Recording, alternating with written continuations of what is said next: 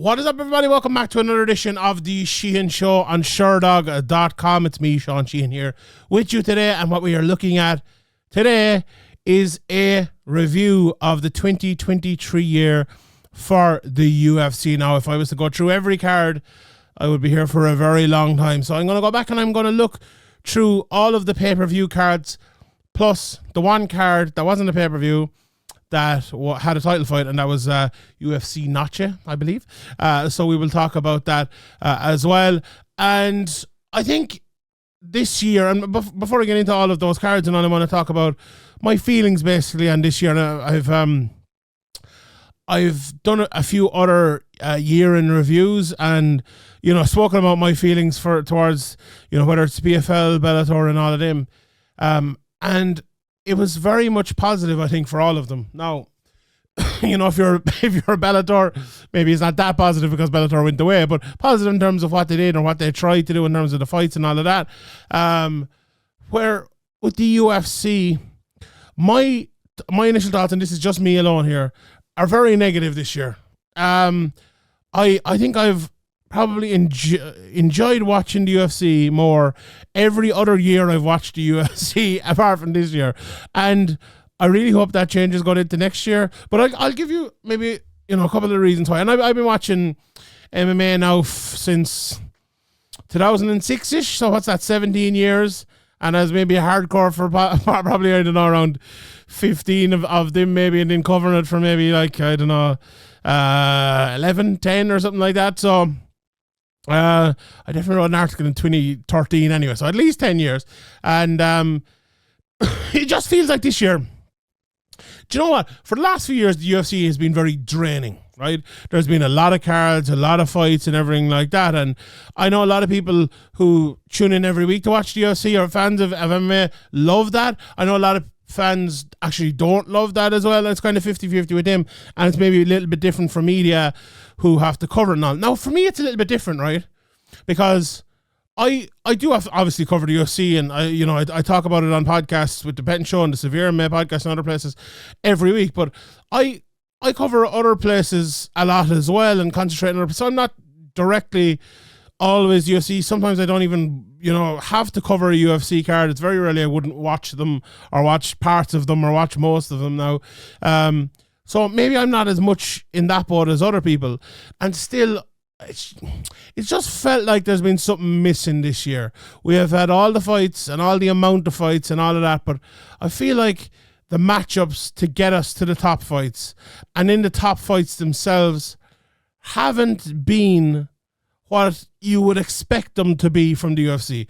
Like, let's say, even, Colby Covington getting a shot, or was the TJ Dillashaw one this year? It was last year, I think, wasn't it? Maybe not, but we'll see when we go through it. But things like that, and even Cheetah and O'Malley coming up, but those are title fights, right? But it also happens in the number one contender fights, like the Arnold Allen not getting a shot and not even getting the interim shot, Dariush not getting, just it kind of all drains you as well. And also the fact that, the likes of Chimaev, he only fought once and it was up a weight class against a welterweight, and then McGregor didn't fight, and then Jones only fought once and got injured, and there's talks of even if he does fight again, he's going to retire.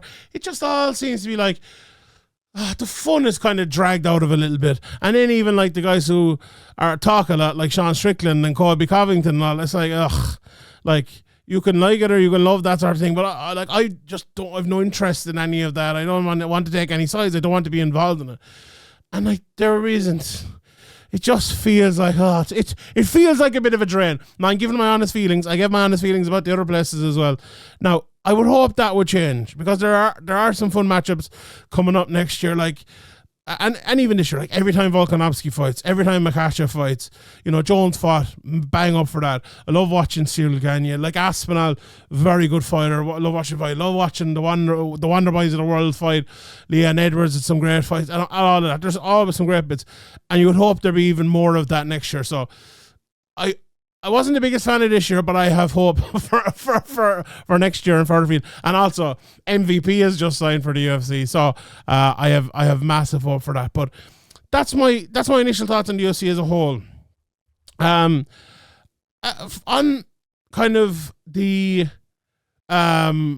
the fight, the fighting landscape as we have it in the UFC.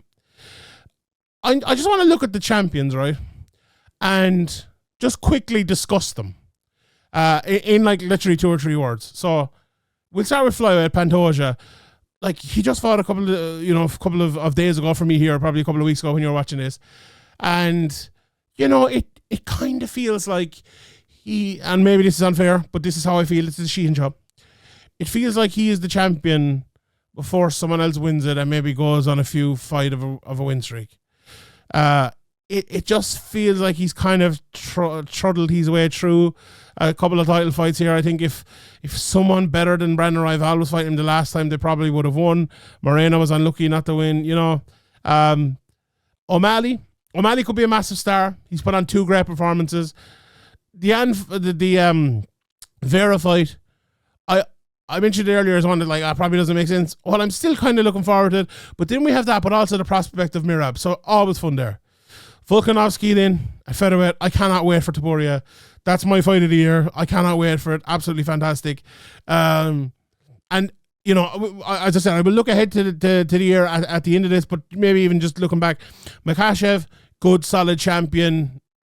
Prospects of going forward, but also what happened, very good. Leon Edwards now has established himself.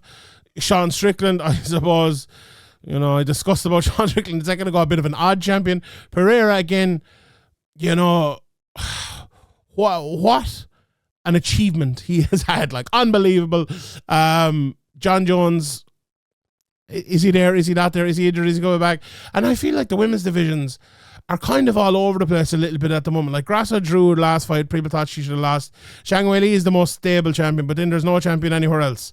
And it's all a bit odd there with the championships in the women's divisions outside of Zhang Weili. So I would say, if you look at O'Malley, Volkanovski, Makhachev, Edwards, Pereira, they are the kind of the stable champions that, okay, anyone can lose anytime, but the rest seems to be in massive flux, or just got it and will they keep it? Will they lose their next fight?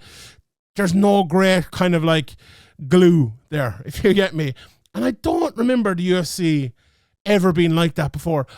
There's always this fallacy in the UFC almost, and I fall into it as well. The champion can never be beaten, right? And obviously that's not true. But I feel like we've never been at a place, I'll say it again, where you would almost expect the champion to be beaten in their next fight in multiple divisions. And that is a bit crazy. But and also, there are multiple divisions where the UFC champion, I would say, was clearly not the best fighter in the world in that division. I would say, for Strickland, without a shadow of a doubt, I would say for O'Malley, I would say definitely arguably at lightweight and welterweight as well, even though Edwards and Makhachev are very, very good, and at light heavyweight as well. You could argue it there. So a very interesting place we find ourselves with the UFC at the moment. And as I said, if anyone listens to the Sheehan show, this is not a very negative show. It's very rarely negative. I very rarely say anything bad, to be honest. It's almost always positive. Looking forward to the cards this weekend. But I'll be honest, I haven't really enjoyed the UFC a lot this year. It's been a chore to watch it. It's been annoying with the matchups. I haven't really enjoyed any of the press conferences or any of that. None of it's been funny. It's all just been can you not slag someone off, or can you not jeer someone, or can you not trash talk someone without having to talk about their dead father or put on an act, or come on, seriously. And it's just all been a bit annoying for me. But anyway, let's get to the cards and let's start the year and go through it, and maybe by the end of it we will be a little bit more positive. So UFC 283 kicked off the year on the 21st of January, and there were 2 title fights on it: Jamal Hill and Glover Teixeira, as well as Brandon Moreno and Davison Figueiredo. Obviously, Jamal Hill won that one and took the belt. I had once predicted that Jamal Hill would become the champion, and he did in that one, a unanimous decision, as did Moreno in obviously the eye injury, doctor stoppage in that one at the end of the 3rd round. And that that quadrilogy, trilogy, mad thing will never be forgotten, I suppose. But between them two and, talking about Pantoja, it's, I think it's part of Pantoja's problem is that he's following these two, and these were felt like whoever emerged would be the real champion. And even though he beat Moreno, which we'll talk about later on, it didn't, it didn't feel like, he is the real champion when he was fighting at the weekend. So, there's that. Those are two big, title fights there. Outside of that, there was a win for Gilbert Burns and Jessica Andrade. And it's funny because you feel like for Burns and Andrade, it almost feels like they had bad years. And we'll get to obviously results later on, but or maybe we won't, because we're just going through the pay-per-views here. But Burns, he seems to be at every UFC card, still in the rankings, but never going to get a title shot in the time being. And I feel like none of the other lads around there are going to be fighting him anytime soon. It's a weird one. And then for Jessica Andrade, she obviously lost a good few fights, beat Lauren Murphy here, but then she bounced back, obviously, with a great win over Mackenzie Dern towards the end of the year. So it was a good and bad year for her. Johnny Walker, great year for him, I think. Pateria as well, a great year for him. And obviously Bon Finn had a pretty good year. Zoltan Milak kicked off his year here with a ground and pound win, and he's obviously one of the big stars coming up. And Nicholas Dalby, if you're to talk about the fighter of the year, okay, we know who we'll be talking about, your Stricklands, your Makhachevs, your whoever else is. But if you're to talk about the prelim fighter of the year, or the underdog UFC fighter of the year, Nicholas Dalby has to be right up there. Some of the wins he got were fantastic. This is a split decision, close fight, obviously, but what a year for Nicholas Dalby, and you just have to respect it. Absolutely fantastic for him. Then UFC 284, they moved on. And this was over in Perth in Australia, and again we had two titles on the line. The interim title in the co-main event, Yair Rodriguez and Josh Emmett. This kind of started it off with Arnold Allen was the obvious number one contender, and then two lads who aren't Arnold Allen are fighting for an interim title.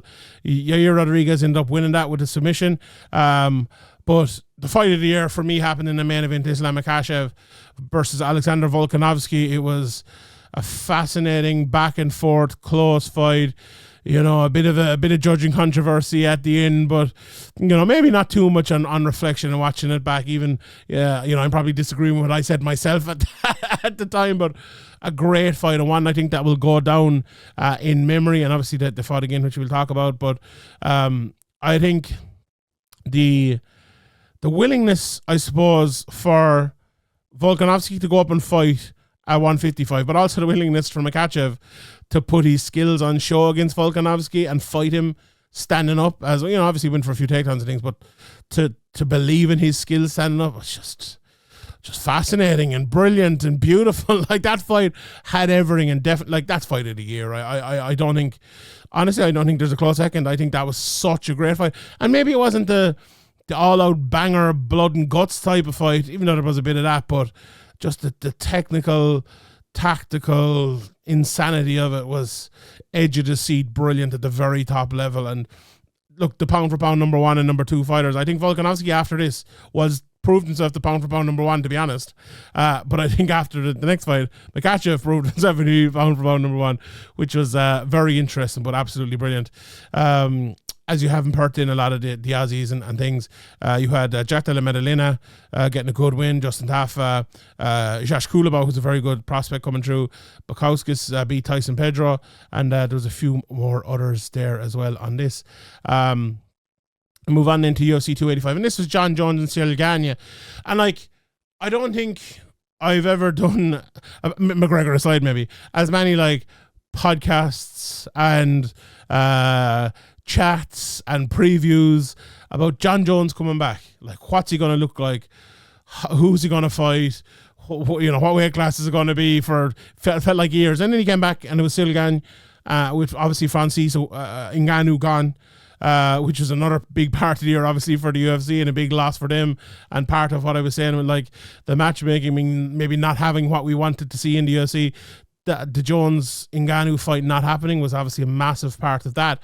But this fight did happen, and I felt after this fight, and it's maybe it's a little bit unfair, because there's a guy going in there and he's getting a finish in 120 seconds or whatever it is.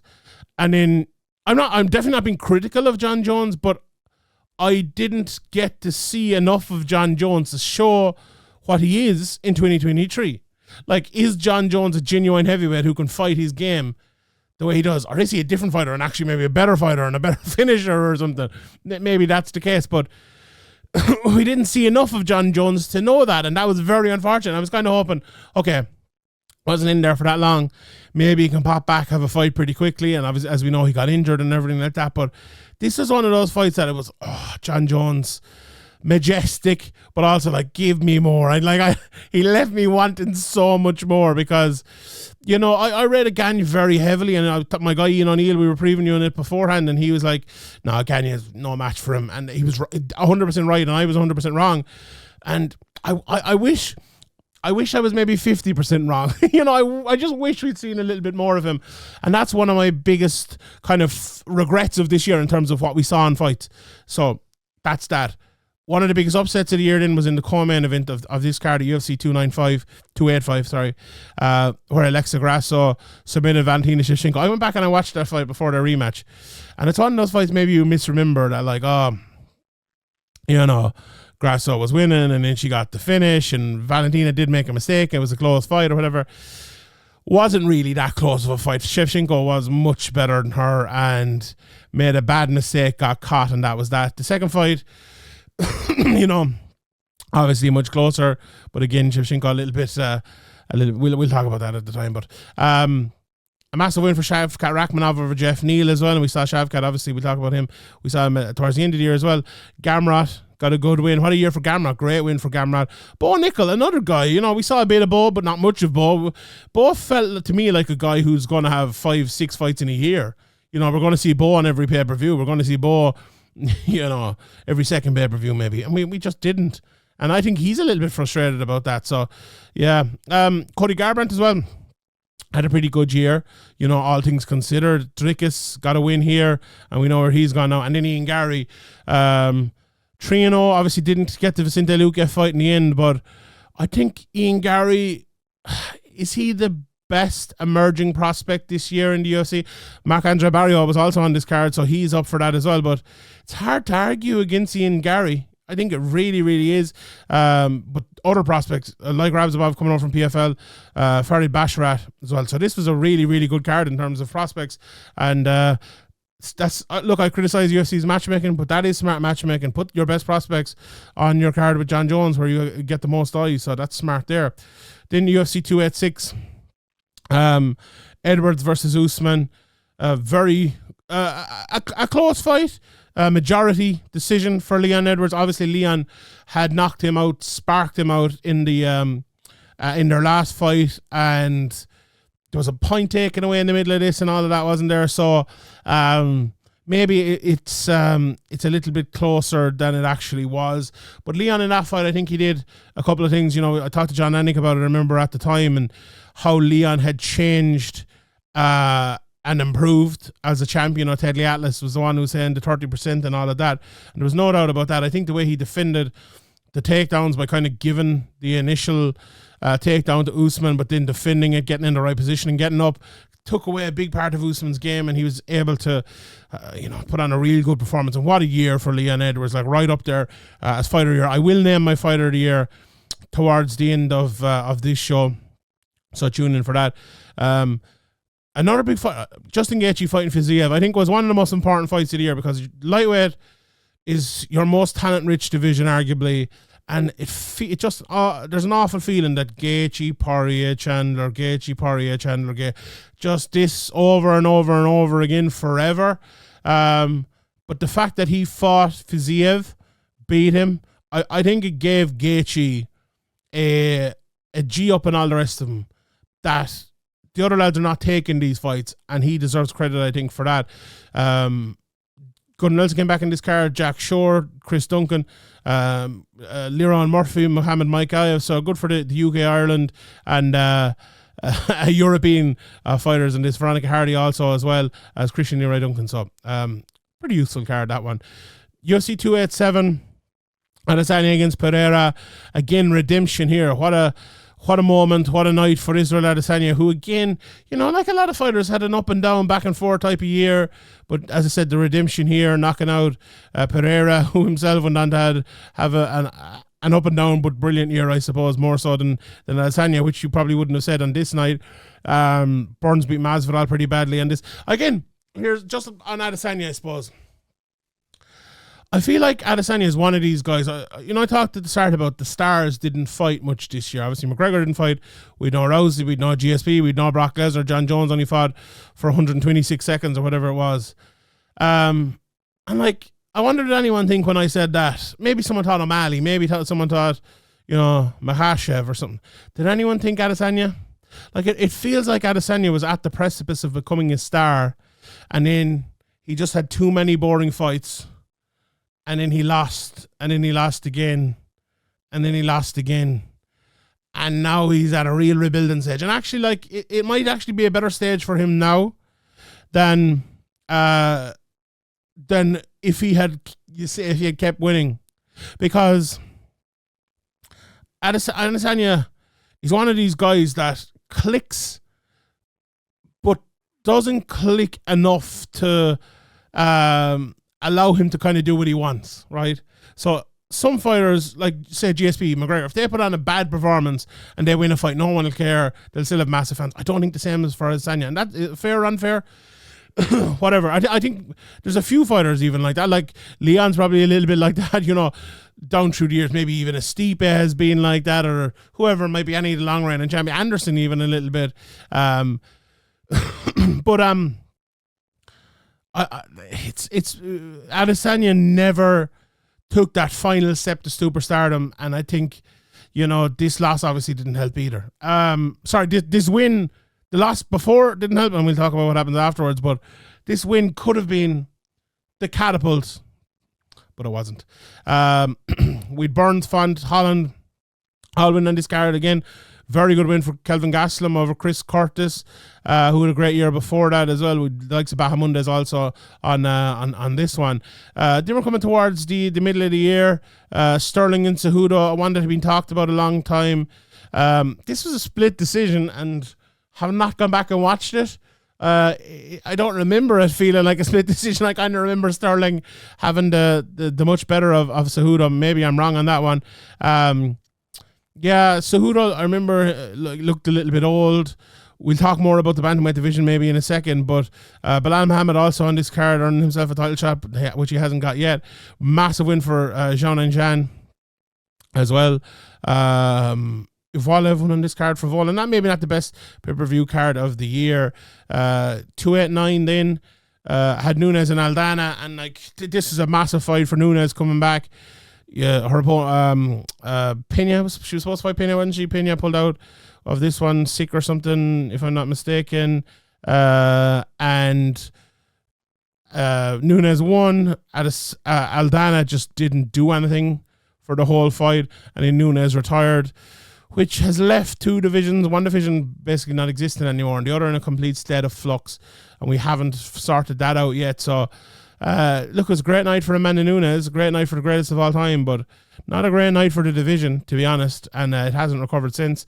Oliveira beat Dariush in a very tough one for Dariush, who seemed to have done enough to, earn the title shot, but he didn't get it. Obviously, this fight happened in Canada as well, and a big year upcoming, I would say, for Canada. Like Barry Holt again, what a run for him. Mike Malott, Jez Davicius, a lot of Canadians getting wins here. So we move on to UFC 290, and this was card of the year. Without any shadow of a doubt whatsoever. There was, I think, was it the most sub 1 minute finishes ever in a card or something like that. This was absolutely insane with Volkanovski and Rodriguez in that very fun fight that Volkanovski ended up winning. Pantoja beat Moreno by split decision in a fun fight. Dricus du Plessis with one of the shocks of the year against Robert Whittaker. Dan Hooker, again a shock against Jalen Turner. Massive knockout for Bo Nickel. Robbie Lawler, massive knockout for him against Nico Price. Tetsuya Tiara looked good. Denise Gomez got a sub 1 minute finish. Alonzo Minifield got a big knockout. There was a big submission for Vitor Petrino. Cameron Simon got a big knockout as well, as did Aguilar. What a card. This was card of the year, and want to look back on fondly. 291, hard to follow that up, but this was the only one this year where no title was on the line. The BMF title was on the line, but that's not a real title, let's be honest.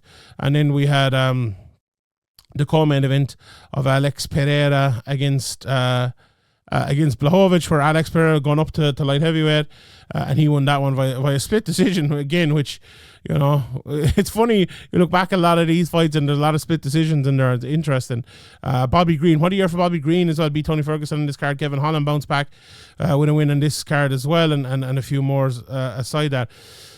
With O'Malley and Sterling then, and this was an important fight and an important win, because if you're the UFC, you know, I mentioned at the start, you need stars, and there's no doubt about it. Sean O'Malley has that star potential. I'm not sure if he'll fulfill it in terms of, I do think inside the cage he's looked absolutely fantastic and got better and better all the time. But it'll be interesting to see if he does get over, I suppose, with all the fans. You know, in Sterling, you know, Dana White once said about Sterling, he's done everything possible to make people not like him or something like that.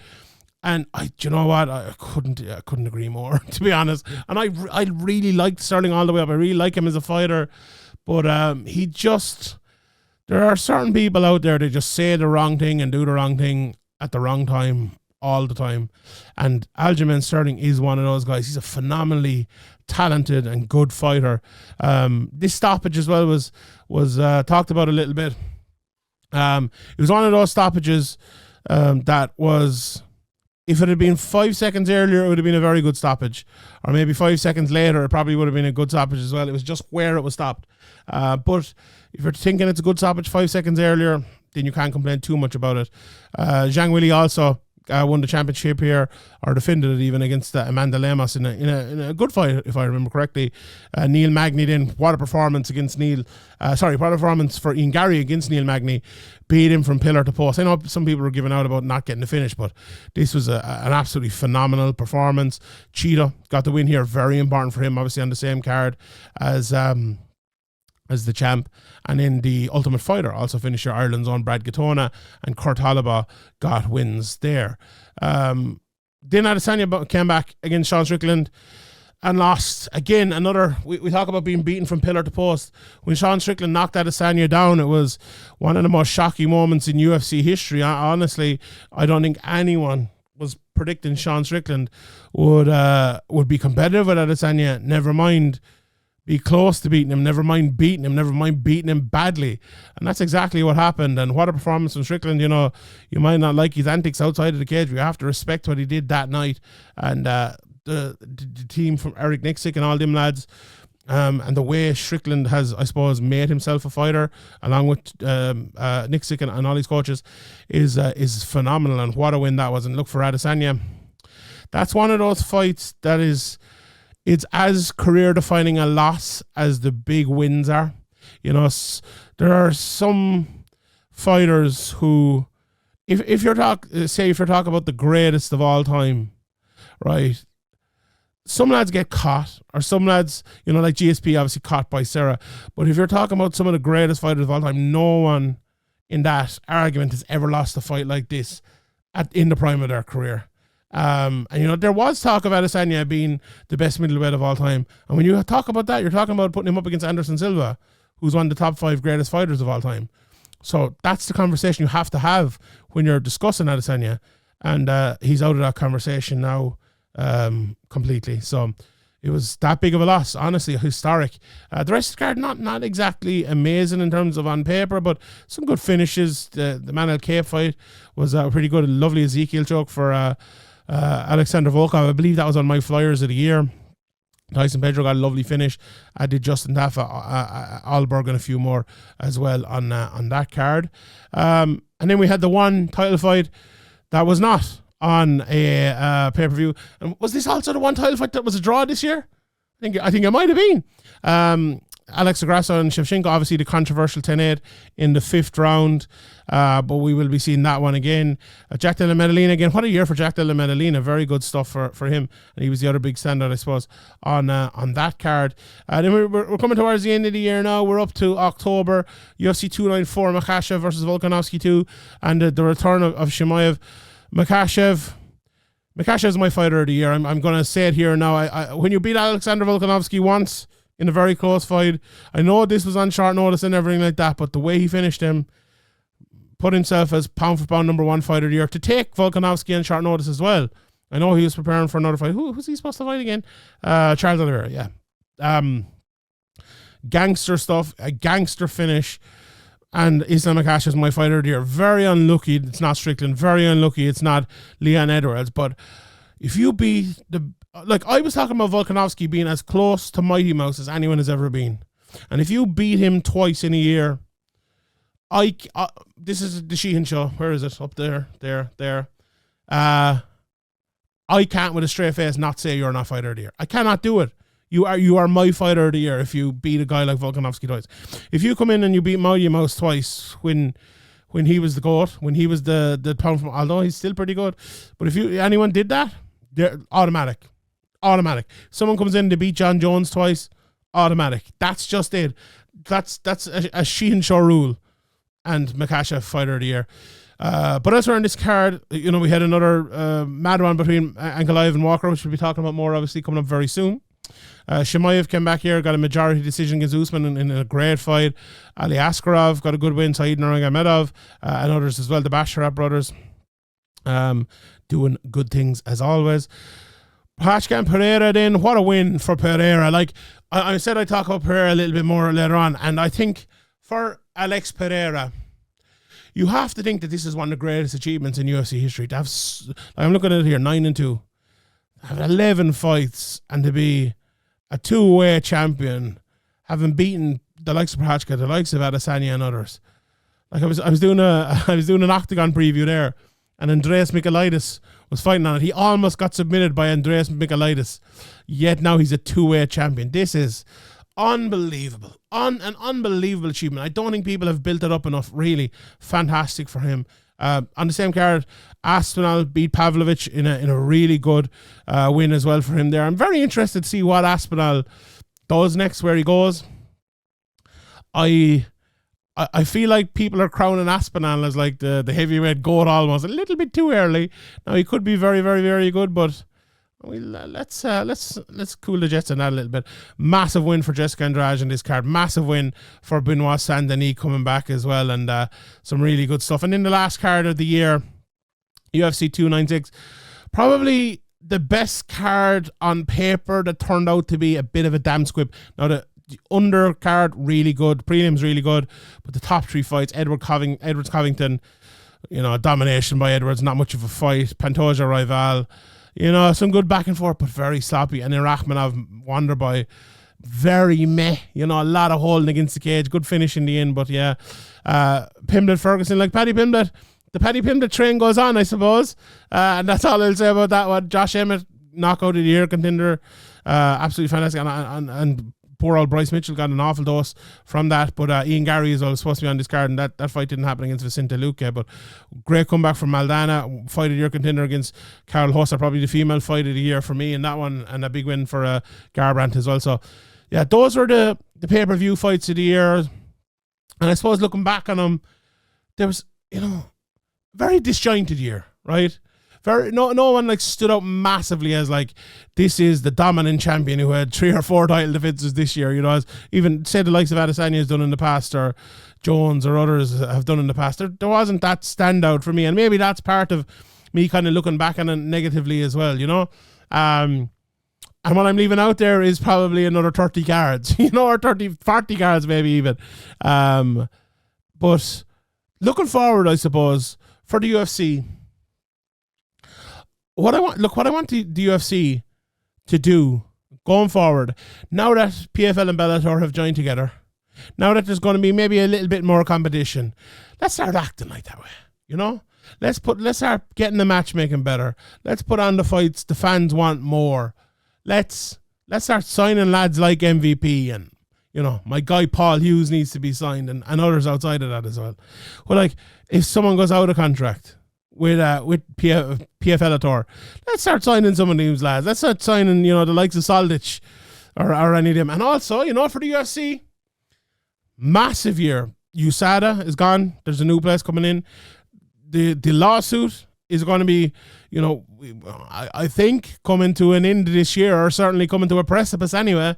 And that is massive. This 2024 is a game-changing year for the UFC in so many different ways.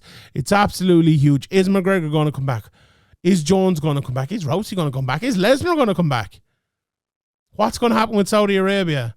Who's going to win that battle for Saudi Arabia? As much as dirty as it sounds, you know, between Bellator and the UFC. Massive, massive, massive year ahead for the UFC. And you know what? I can't wait. I'm looking forward to seeing it all unfold. All right, I will leave it there. That's my look back at 2023 for the UFC, for the Sheehan Show. My name is Sean Sheehan, and I'll see you all next time.